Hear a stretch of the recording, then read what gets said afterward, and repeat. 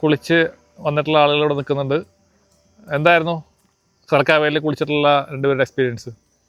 നല്ല ഒരു ശാന്തതയും സമാധാനവും നല്ലൊരു പോസിറ്റീവ് ഫീല്, ഒരു സ്ട്രെസ്സിൽ നിന്നൊക്കെ മാറിയൊരു റിലാക്സേഷൻ.